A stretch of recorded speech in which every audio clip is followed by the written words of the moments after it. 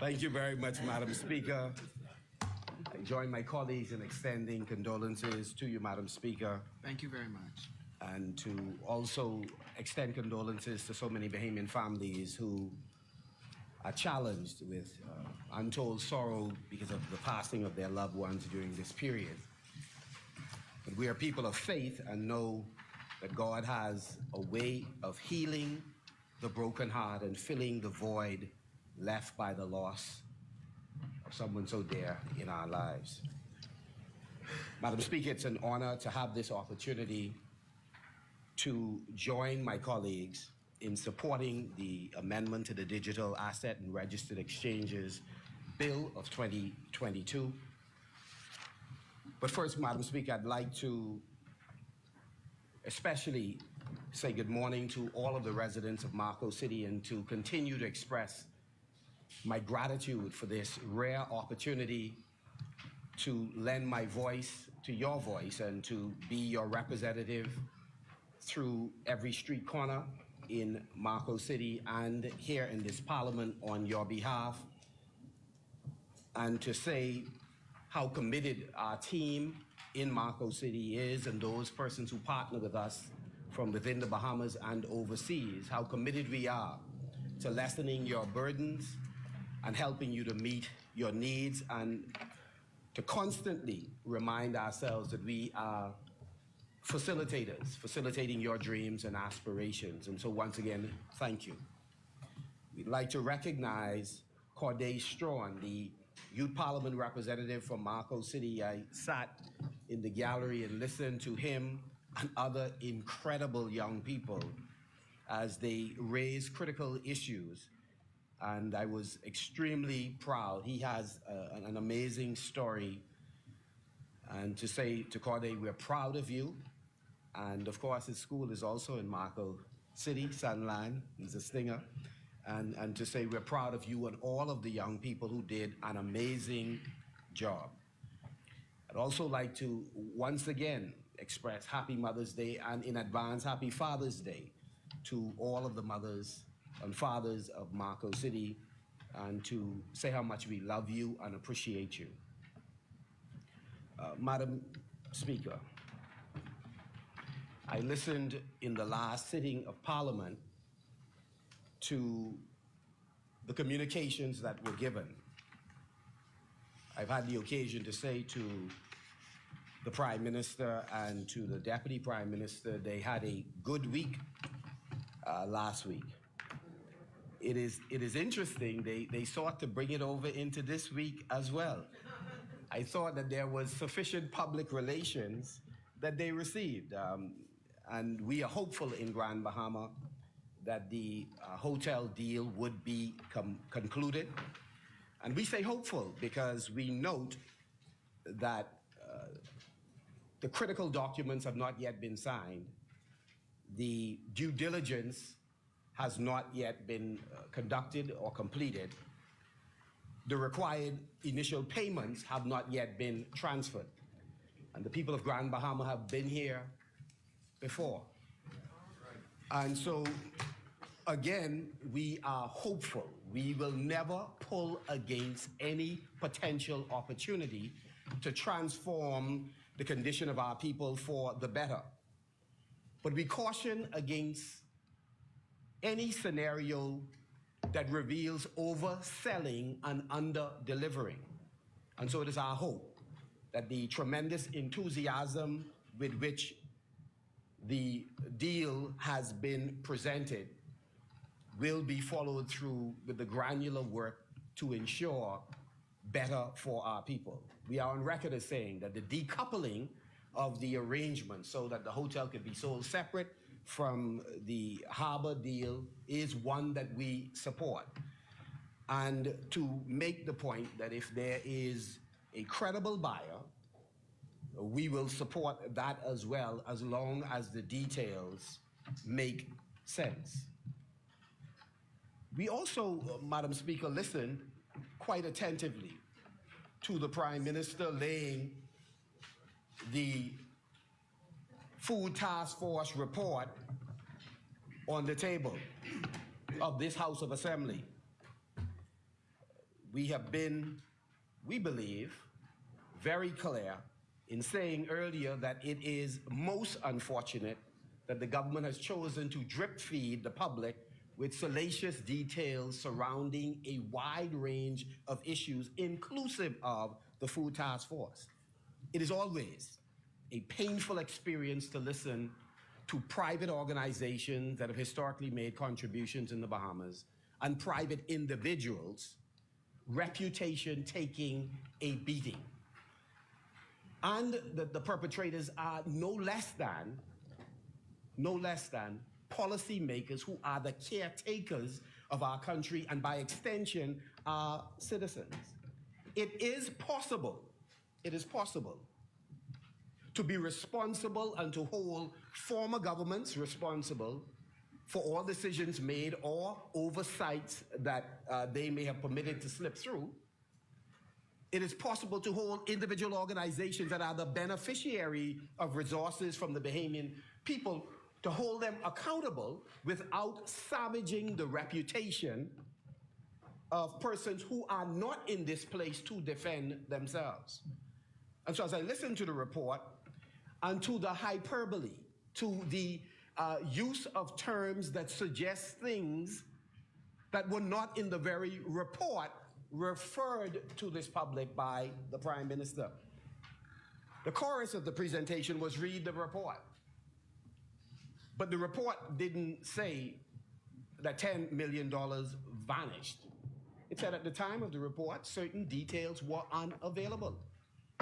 The reality is, if any citizen, public servant, NGO, or anyone associated with them engage in mis- or malfeasance, anything illegal or unethical, any government is duty-bound to clearly investigate and to take the relevant action required to hold them into account. Under my leadership, we support that. What we do not support is the presentation of incomplete information leading the discussion with a conclusion that we have not yet arrived at. And that is essentially what the member for Cat Island, Rumkey, and St. Salvador did. Gave the conclusion,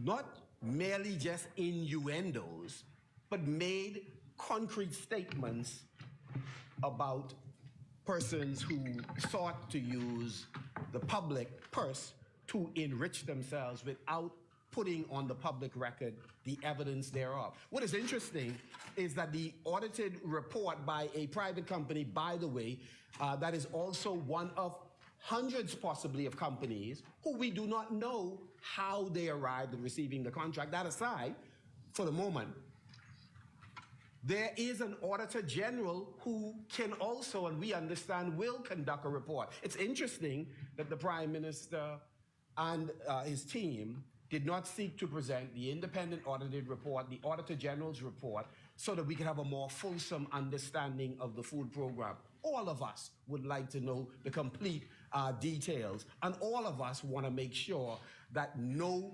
resources of the Bahamian people have been misused in any respect. But the Prime Minister has chosen not to travel that road. It is a much easier road ahead of a budget that will no doubt be challenging for this administration to muddy the water by making incredible, as he put it, startling revelations. Most unfortunate, a poisoning of the well. And so we then ask that we do the decent thing, conduct the requisite investigations, and then use the legal levers or powers that you have in order to make the required decisions to correct any breaches or irregularities in the system and to hold anyone accountable who needs to be. What is interesting is the incredible ability of the New Day government to criticize the former and former administrations for course of action that they themselves are unprepared to demonstrate or to lead by example today. I pointed out one in the last, in 2 sittings ago, when I indicated our support for any program that does two things. One, sells land, which is an important step for government to do if that's a standalone proposition. And then secondly, to sell housing packages. Both are important. Selling land, because many persons can build their own homes, and selling packages. What I did say at that time, and we're still waiting, is that we believe the minister who is presently developing a Pinecrest subdivision should also lay on the table of the House of Assembly the topography report, the hydrology report, evidence that subdivisions and town planning act that we complied with those acts, to show that there was an environmental impact assessment. It only makes sense that if one is critical of previous projects that apparently did not have these items in place, how can one then proceed without saying to the public, listen, this is how you lead. We are going to put on the table these items to show there'll be no flooding, to show that there is no risk of deforestation because of the clearing of the land, to show that the yards across the street are not going to be flooded. We've taken these things into consideration. It's only the right thing to do. And when somebody raises a question about system of construction, that the Minister of Works, that laying some document to say the Minister of Works and his team of inspectors, they sign off on this system. So this system can not only be used here in Pinecrest, it can be used anywhere else. We stand by it. And we support that. Just lay the evidence, because that then shows this is an improvement in governance over what them other folks did recently. And then, of course, the big one. Madam Speaker, as I shortly turn my attention to the Digital Assets and Registered Exchange Amendment Bill 2022, the big one. The discussion of the food program and the work of other government corporations that this administration has promised to painstakingly open up for the public to see what happened in the last 4.5 years. The government talks about the absence of an explanation or evidence of how funds were spent across multiple departments and ministries. The best way to reveal is to identify those companies that were tasked with carrying out the various services on behalf of the Bahamian people, paid for by your hard-earned tax dollars. Yet this same government that signed the Procurement Act, since September of coming to power, has refused to reveal to the Bahamian people what contracts it has entered into, with whom, for what amounts, for what duration. Madam Speaker, we are all men and women with feet of clay. So it is expected that we have some challenges in our individual lives. We should not use it as an excuse, but for an opportunity to petition God to help us to overcome those challenges. But when one continually, I think in scripture they call it licentiousness, taking license to do something over and over and over because you are aware that grace is available. This administration is licentious. And so, no, lasciviousness is something else. That's about a moral failing. That's something else. And so this government, no less led by the member for Cat Island, Rumkey, and San Salvador, stood on his feet and looked across and said, I have no intention to comply with the Procurement Act. It's a senior member of the bar. Aided and abetted by Minister Halkidas and, of course, the chief financial officer of the government. All three have indicated they have no intention on complying with the Procurement Act, because at the end of the day, they're going to amend it. Intention to amend is a good thing. However, the government does not reserve the right to not comply with the law because it has intention to change it. And so we ask, what is being hidden by not revealing the hundreds of contracts for the hundreds of millions of dollars that have been allocated to the contractors over the course of the last 9 months? Why have we not revealed who we gave contracts to in September, October, November, December, January, February, March, April, May? Madam Speaker, it is an egregious act, and it is a revelation of a failure to live by the very standards that this administration is holding the previous administration to. We stand ready to face whatever missteps have been taken by anyone, and we stand with the government to make sure that we are on the right side of those issues. What we will not stand for is for the government to apply the standard unevenly. What is good for one administration is good for the other. And the New Day government should follow the law. Too many talented men and women are in this New Day government who want a new Bahamas.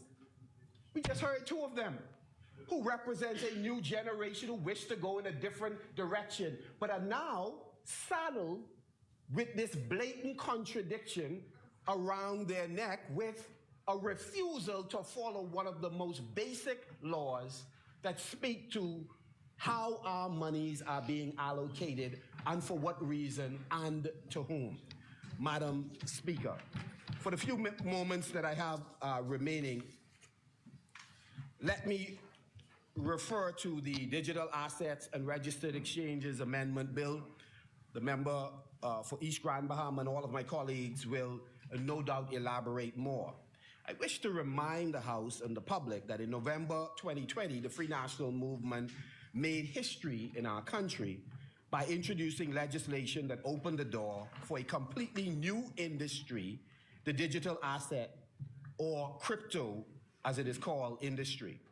The landmark Digital Asset Registered Exchanges Act of 2020, popularly referred to as the DARES Act, provides a legal framework to regulate the issuance and sale of digital assets or crypto assets, including digital tokens.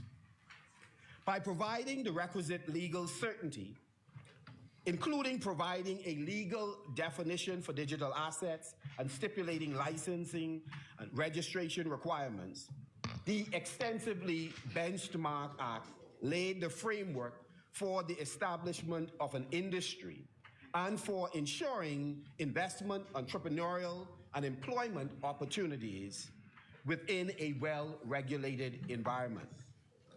The Act, Madam Speaker, meets the compliance objectives of international standard-setting organizations like the FATF for anti-money laundering and counter-terrorism financing measures in particular, as well as the relevant principles of the Organization of Securities Commission. It incorporated, Madam Speaker, best practices from Bermuda, Gibraltar, Hong Kong, Ireland, Luxembourg, Malta, Singapore, Switzerland, and the United States, among other jurisdictions. And it laid the groundwork for and introduces sound investment protection standards. Madam Speaker, this is an important step in the right direction.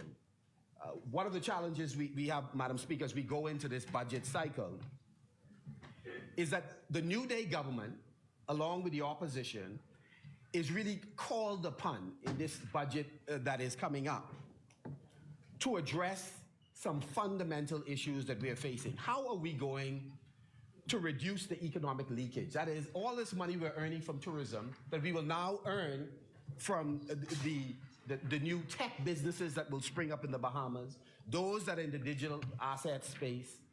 How are we going to prevent those funds from flowing out of the country to import almost everything that we consume in this country? We are importing. And so the budget has to speak to how are we going to reduce the economic leakages? How are we going to manage our debt so that we do not continue to pay these prohibitive rates that is draining the lifeline out of our country? How are we going to constrain spending while fulfilling commitments made?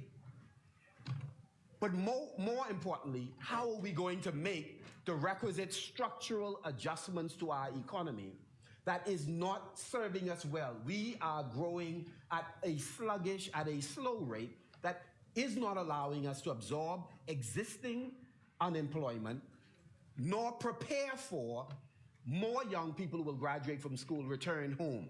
So, Madam Speaker, the work that we do in this amendment and the bill that preceded it gives us an opportunity to create yet another pillar on which this economy stands.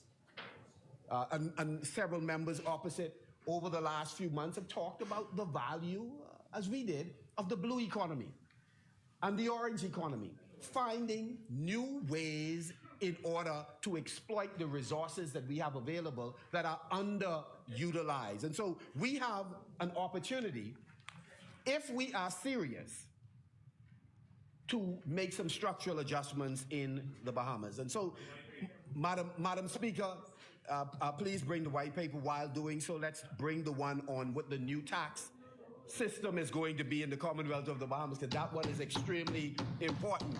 The burden of this regressive VAT tax is an albatross around all of our necks.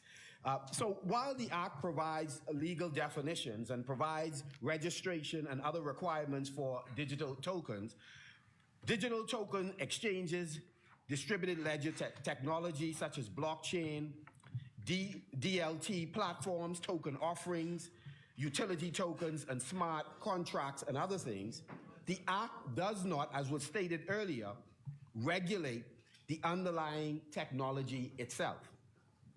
Madam Speaker, this distinction is important in that it preserves the jurisdiction of the regulator, the Securities Exchange Commission of the Bahamas. And we're grateful to all of the members of the public service who have done an incredible job in shepherding this work under the Free National Movement and now under the Progressive Liberal Party.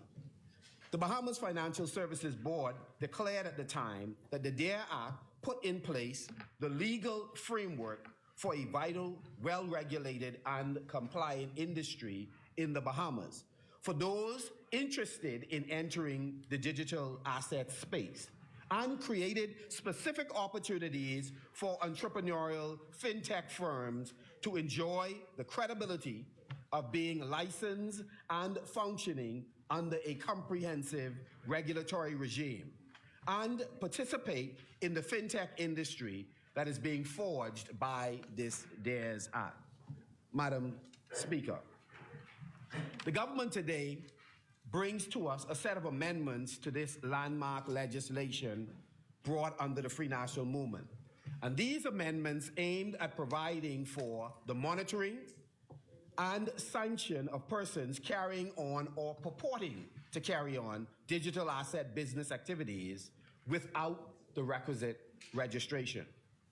The Securities Commission of the Bahamas noted that the proposed amendments are premised on international developments, particularly the revised FATF Recommendations 15 deficiencies, as requiring an expansion of the Commission's regulatory, enforcement, and cooperative powers to apply to the digital asset space.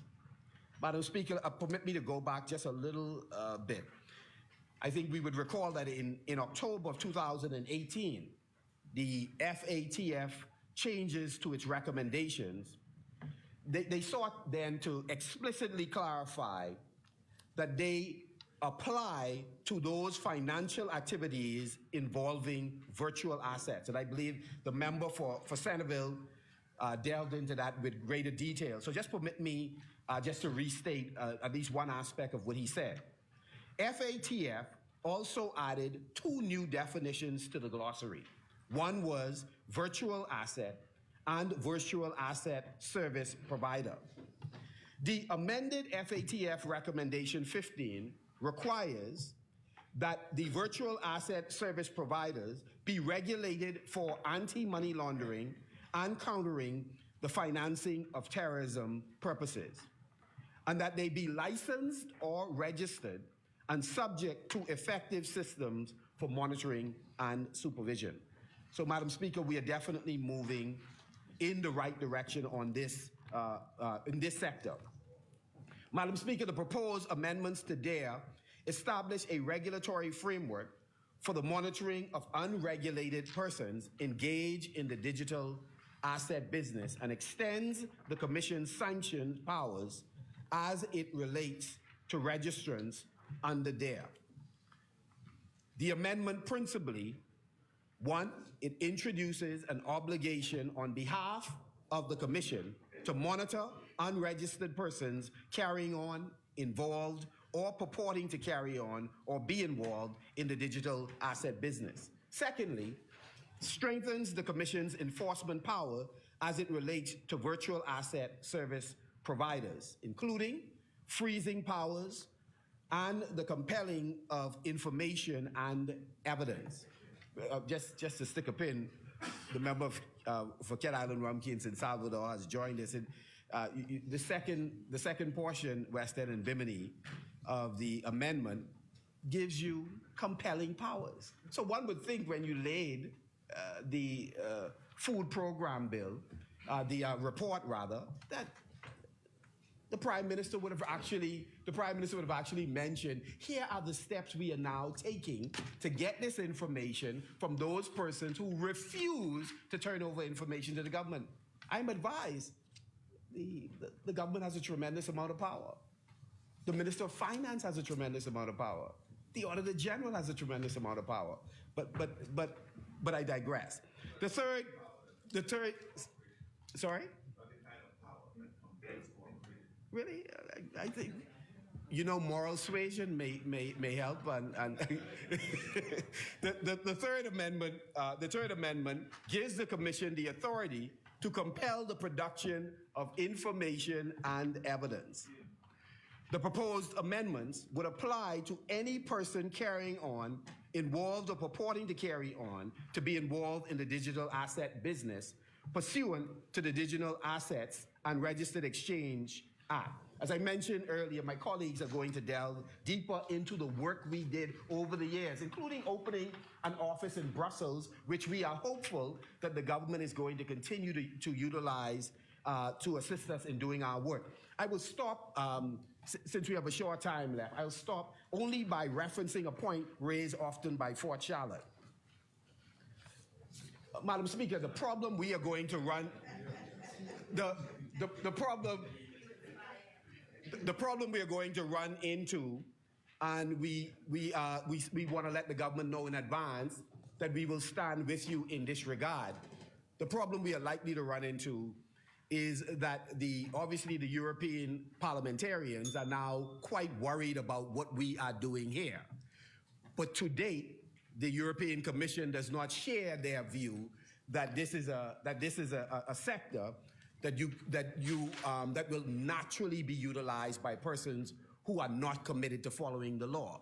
So there are those, I believe, in Europe who are already looking at our jurisdiction and ways in which they can clamp down on this opportunity that the Bahamas have. And I know that there are sufficient nationalists over there, particularly in the member for Fort Charlotte, who will be prepared to stand up and say to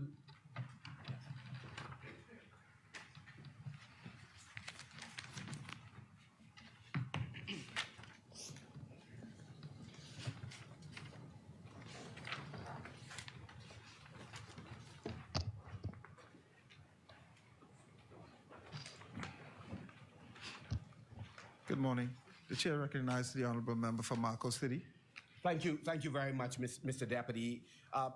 Before taking my seat, I was making the point that our jurisdiction has been, unfortunately, unfairly dealt with by the OECD, by some of the parliaments in Europe, and we believe the same thing that we face with other financial services, we are likely to face with cryptocurrency and digital assets. They are already in their parliaments, again, in a sense, targeting and focusing in on us. They had concerns about the sand dollar when we introduced it. And of course, we answered those criticisms satisfactorily so that they can know that this is about serious business. It is not an attempt to facilitate anything untoward in our jurisdiction. And there are ways of mitigating against the system being misused. And in the same way, we have to fight that same fight with digital assets because we know that the parliaments are looking out for their interests and not our interests. We intend to stand with the government to the extent that you're prepared to continue to fight others from ensuring that their jurisdictions succeed.